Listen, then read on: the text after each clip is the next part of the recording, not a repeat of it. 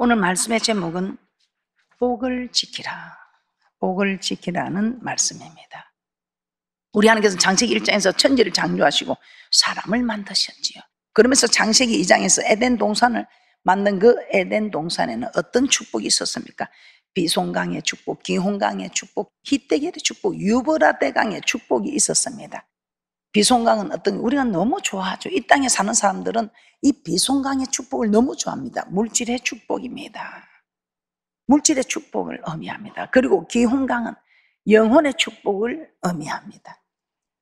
영혼의 축복, 영혼의 축복. 영혼이 정말 잘 되니 범사가 잘 되고 영육간에 강건하지는 샘 솟는다 이런 뜻입니다. 그리고 히데겔 강은 무엇을 의미합니까? 빨리 이루어진다. 여러분들이 정말 생각지도 않는데 오벳 에돔의 집은 교회에 온 지 3개월 만에 복을 받더라. 3개월 만에.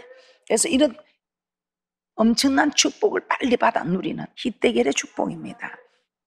참 신기해요. 그런 히데겔의 축복을 받는 사람이 많이 있습니다. 그런데 이 히데겔의 축복을 받은 사람이 자기만 받는 것이 아니고 유브라데강의 축복, 나로 인해서 이 축복이 대대자사손손에게 물러가는 유브라데강의 축복을 받아 누리더라 이 말입니다.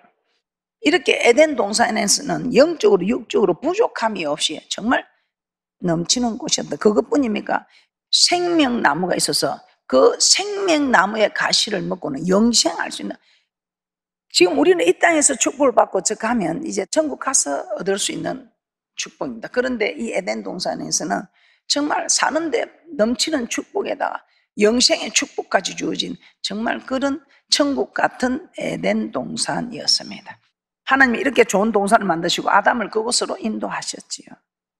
아담을 에덴 동산으로 이끌어 오시고 아담에게 부탁을 하셨습니다. 무엇이라고 부탁을 하셨을까요? 에덴 동산을 다스리며 지키라. 이 너무 우리가 잘 알고 있는 말씀이죠. 그런데 너무 잘 알고 있으면서 너무 잘 모르고 있는, 등잔 밑이 어둡다 그렇게 할 수 있습니다. 그래서 오늘 말씀을 통해서 너무 잘 아는 말씀을 너무 잘 깨닫고 지키는 귀한 분들 되시기를 주님의 이름으로 축복합니다. 창세기 2장 15절 말씀을 한번 보도록 하겠습니다.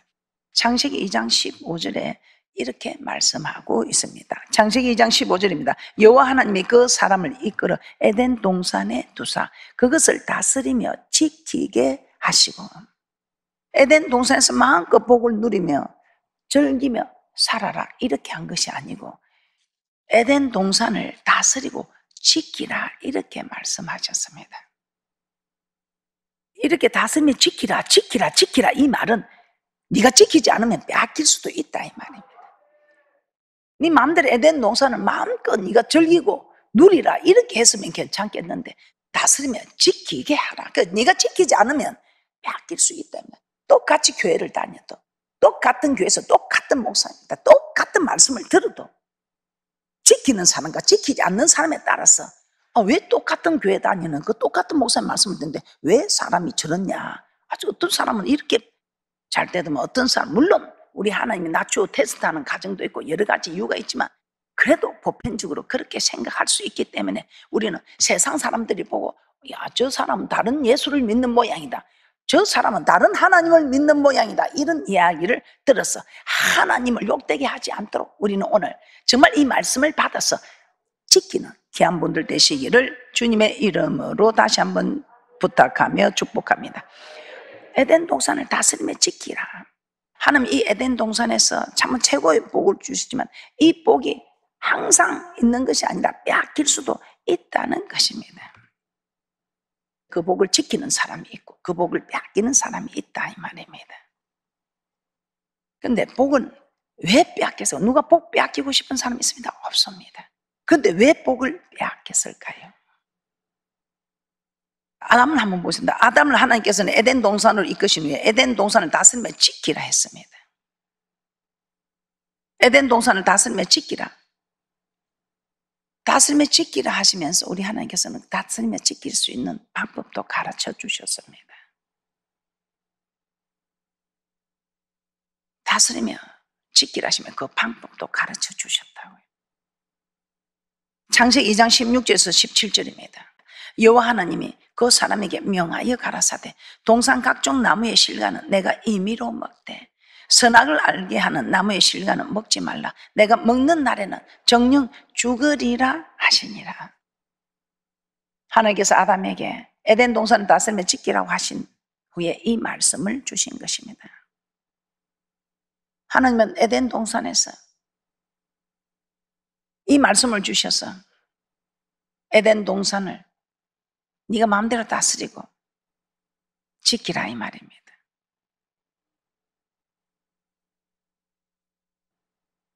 우리 하나님 에덴 동산을 지키라고 하면서 다스리며 지키라면서 아담에게 네가 이 동산을 이렇게 순찰을 다 하고 이 동산의 나무들을 네가 다 자라게 하고 이 동산의 모든 것을 네가 가꾸고 이런 게 말한 것이 아니고 네가 이 동산에 새들이 깃들도록 동물들이 다 이렇게 먹고 살 수 있도록 네가 이 에덴 동산을 이렇게 가꾸고 이렇게 하신 것이 아니고 하나님이 다 주신 거. 내가 다 식물도 주고 동물도 하늘 나는 새들까지도 내가 다 먹이고 입히고 기를 것이니 너는 이 모든 것을 네가 다스리며 지키라. 어떤 거? 이 선악을 알게 하는 나무의 이 실과만큼은 네가 먹지 말라. 그래서 우리 하나님께서는 하라 하지 마라 인데 이 말씀만 지키라 이 말이야. 그러면 우리 하나님께서 온갖 것을 다 허락하여 주셨고 온갖 것을 다 누릴 수 있게 해 주셨고 네가 내 말만 지키면 내가 너를 지켜주겠다 이 말입니다. 그런데 아담은 결국 이 하나님의 말씀을 불순종합니다. 왜요? 사람의 말을 듣고. 그럴 때 우리는 지키면 다스림에 지키라 한 이 놀라운 축복을 다 빼앗기게 된다는 것입니다. 여러분 어떻습니까? 은혜를 받고 참 하나님께 충성해야 할 그 시절이 있죠. 그러나 시간이 지나가면 어떻게 되겠습니까? 하나님은 사울을 이스라엘의 초대 왕으로 세우셨습니다. 그리고 얼마 후 아말렉 족속을 쳐서 다 진멸하라고 명령하셨습니다. 사무엘상 15장 3절입니다. 지금 가서 아말렉을 쳐서 그들의 모든 소유를 남기지 말고 진멸하되 남녀와 소아와 젖먹는 아이와 우양과 약대와 나귀를 죽이라 하셨나이다. 이에 사울은 군사를 모집하며 아말렉을 공격하였습니다. 그런데 사울은 어떻게 했습니까? 양과 소의 가장 좋은 것, 기름진 것, 어린 양과 모든 좋은 것은 남기고 가치 없고 낮은 것만 진멸하였습니다. 사무엘상 15장 8절에서 9절 말씀도 한번 보겠습니다. 사무엘상 15장 8절에서 9절입니다. 아말렉 사람의 왕 아각을 사로잡고 칼날로 그 모든 백성을 진멸하였으되 사울과 백성이 아각과 그 양과 소의 가장 좋은 것 또는 기름진 것과 어린 양과 모든 좋은 것을 남기고 진멸기를 절개 아니하고 가치 없고 낮은 것은 진멸하니라. 사울은 하나님의 말씀에 반만 순종한 것이지요. 하나님의 말씀을 완전히 지키지 않았던 것입니다. 그래야 할 때 하나님은 사울을 왕을 삼으신 걸 오해하시고 그를 왕의 자리에서 버리기로 결심하십니다. 결국 사울은 왕의 자리에 있지 못하고 블레셋과의 전쟁에서 아들 요나단과 함께 죽고 맙니다. 다윗도 마찬가지입니다. 이스라엘 왕이 되어 승승장구하다가 밧세바를 죽이고 그녀의 남편 밧세바를 간음하고 그녀의 남편 우리아를 죽였을 때 그의 집안에 재앙이 오고 그도 왕의 자리에서 쫓겨나게 되는 그런 일이 있었습니다. 그래서 우리는 하나님이 지키라고 한 말씀을 지키지 않을 때는 우리 하나님께서 우리에게 주신 복을 빼앗기게 될 수 있다 이 말입니다. 이스라엘 백성은 어떻습니까? 애굽에서 400년간 종살이 한 후에 하나님께서 출애굽시켰습니다. 그리고 40년간 방황하다가 하나님께서 약속하신 가나안 땅에 들어갔습니다. 그런데 그 가나안 땅에서 그들은 솔로몬 이후 남과 북으로 나뉘어지게 됩니다. 북이스라엘 아수리에 멸망당합니다. 남유다 바벨론에 멸망을 당합니다. 그들의 나라를 이방인들에게 다 빼앗겨 버립니다. 왜 그렇습니까? 북이스라엘도 남유다도 하나님의 명령을 지키지 아니했기 때문에 여호와께서 북이스라엘도 버리고 남유다도 버리신 것입니다. 우리 하나님께서는 정말 세계 선민이 되는 이는 이스라엘 민족도 하나님의 말씀을 지키지 않을 때는 하나님께서 지켜주지 않더라 이 말입니다. 열왕기하 17장 19절에서 20절입니다. 열왕기하 17장 19절에서 20절입니다. 그래서 하나님의 말씀을 떨며 두려움으로 섬기는 사람들은 두려워서 말씀을 지키지 않을 수가 없지요. 열왕기하 17장 19절에서 20절입니다. 유다도 그 하나님 여호와의 명령을 지키지 아니하고 이스라엘 사람의 세운 율례를 행하였으므로 여호와께서 이스라엘의 온 족속을 버리사 괴롭게 하시며 노략군의 손에 붙이시고 심지어 그 앞에서 쫓아내시니라. 하나님의 말씀을 지키지 않으니 하나님께서도 그들에게 주신 축복의 땅을 지켜주지 않다 이 말입니다. 그들이 하나님의 말씀을 버렸을 때 하나님도 버렸답니다. 이것이 율법과 선지자의 강림입니다. 우리 하나님께서는 우리가 하는 대로 하십니다. 우리가 하나님 말씀을 지켜주면 하나님도 우리를 지켜주시고 우리가 하나님 말씀을 버리면 하나님도 우리를 버리시는 것입니다. 그래서 여러분들이 정말 우리가 위대한 아담을, 믿음의 조상 아담을 통해서 정말 제비 뽑아서 아무 공로도 없이 사울왕을 초대왕으로 세웠던 그 사울왕을 통해서 그 다윗왕을 통해서 저렇게 복을 받은 사람들도 지키지 않을 때는 빼앗길 수도 있다는 것을 깨달으시고 지키는 귀한 분들 되시기를 주님의 이름으로 축복합니다. 자, 그럼 우리가 이 복을 지키기 위해서는 어떻게 해야 할까요? 복을 지키기 위해서 어떻게 해야 되는가? 여러분이 너무 잘 알고 있지만 깨닫지를 못합니다. 오늘 여러분들이 복을 지키기 위해서 어떻게 해야 되는가 깨달으시고 복을 지키는, 그래야 여러분 세계 모든 민족에 뛰어난 자가 되는 이 신명기 28장 이 1절의 축복을 여러분들은 충분히 누릴 자격이 있습니다. 그런 대축복자들이 되시기를 주님의 이름으로 축복합니다. 자, 복을 지키려면 어떻게 해야 합니까? 너무 잘 알고 있죠. 우리가 몰라서 못하는 거 절대로 없습니다. 복을 받는 것은 하나님의 말씀을 지키면 됩니다. 그럼 이 받은 복을 지키는 건 또 뭔가? 이 받은 복을 지키는 것도 계속해서 말씀을 지키면 되는 거예요. 복을 끝까지 지켜야 합니다. 그런데 우리가 복을 지키려 해도 참 이 지키기가 쉬운 일은 아니죠. 아담과 하와가 사울과 다윗이 이스라엘 백성이 욥이 모두 복을 받았지만 중간에 다 빼앗긴 것을 보면 복을 지키기가 쉽지 않은 것도 우리가 깨닫게 됩니다. 그러나 어려운 것도 절대로 아닙니다. 왜 우리가 어렵다고 생각하는가? 오늘 말씀을 통해 보시고 여러분 절대로 어렵지 않다는 것을 아시고 그대로 복을 지켜나가는 귀한 분들 되시기를 주님의 이름으로 축복합니다. 이 복을 받기 전에는 얼마나 다 열심히 하는 줄 모릅니다.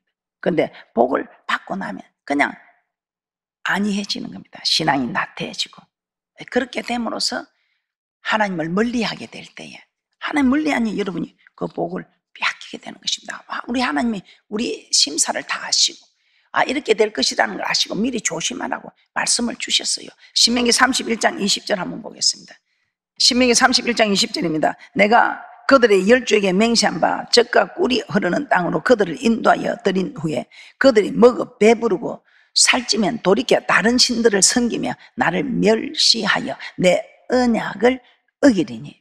하나님이 저들이 배부르고 등 따뜻하면 그냥 편안하다, 졸자 자자 이렇게 해서 그냥 깨어 있어야 할 시간에 잠들고 하는 이런 일들, 주님이 멀어지는 이런 일들. 광야 시절에는 어땠습니까? 하나님께서 하늘에서 만나를 내려주지 않으면 먹을 양식이 없었습니다. 불, 구름, 기둥으로 인도하지 않으면 낮에는 뜨거 죽고 밤에는 추워서 죽는 형편이었습니다. 하나님이 지켜주지 않으면 그 뱀과 정갈이 많은 그 사막지대 광야에서 살아갈 수가 없었습니다. 그런데 우리 하나님께서 지켜주셨기 때문에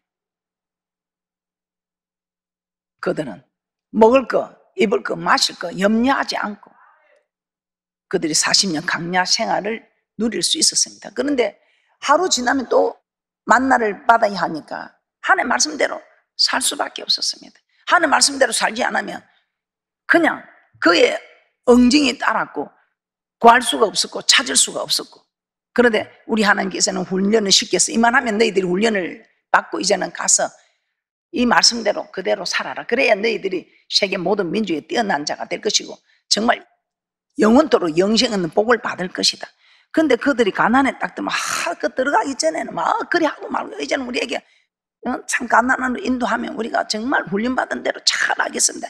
갈 때만 올 때만 달라지는 거예요. 가난한 땅을 들어갔어. 먹을 양식이 풍부해졌습니다. 좋은 집도 짓게 되었습니다.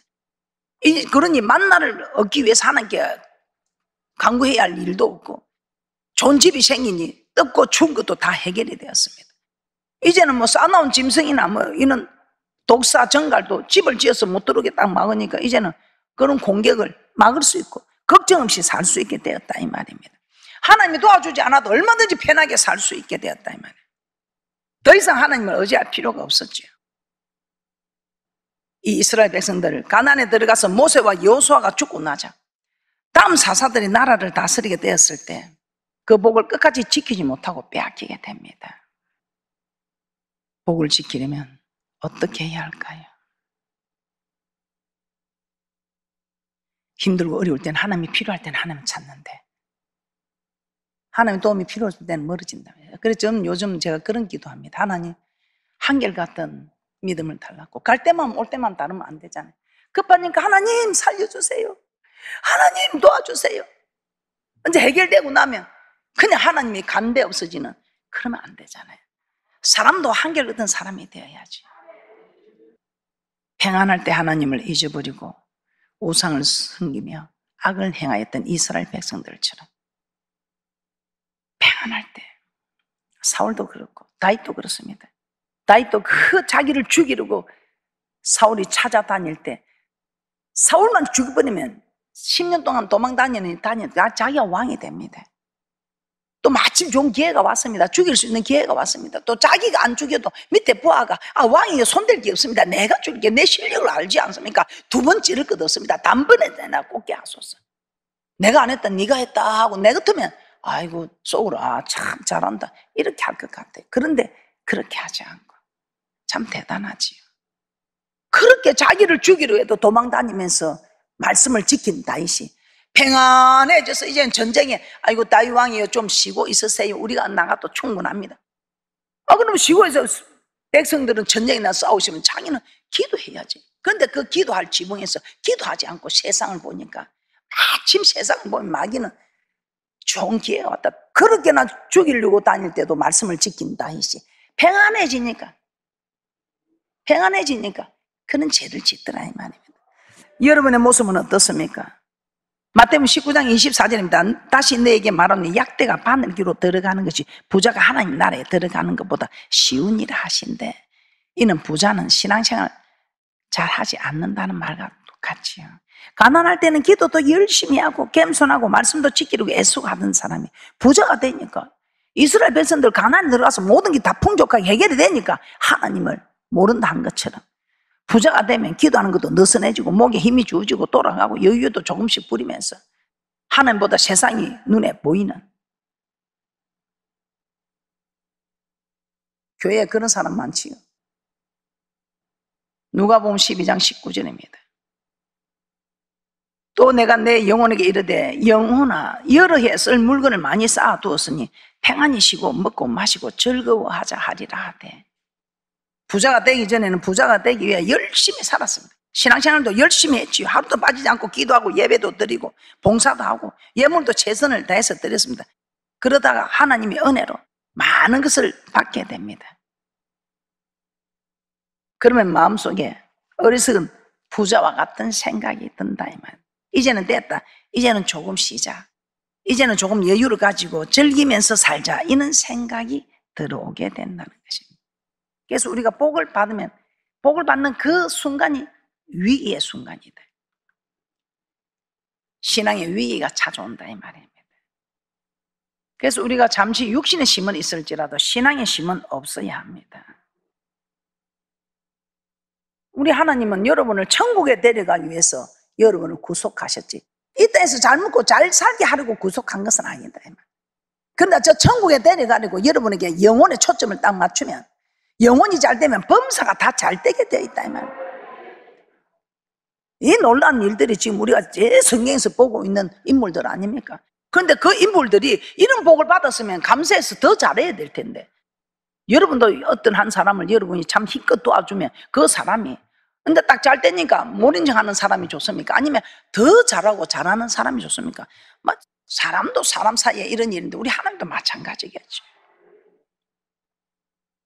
누가복음 12장 20절입니다. 여러분 이 말씀을 잘 깨달으시고 여러분에게 허락한 이 축복을 다 받아 누리는 귀한 분들 되시기를 주님의 이름으로 축복합니다. 누가복음 12장 20절입니다. 하나님은 일세 어리석은 자여 오늘 밤에 내 영혼을 도로 찾으니 그러면 내 예비한 것이 네 것이 되겠느냐. 이제는 이만하면 됐다. 물질이 너무 많네. 곡간을 좀 다시 지어서 먹고 마시고 내가 염려하지 않고 좀 여유를 부리면 살아도 되겠다. 그때 우리 하나님께서 그래?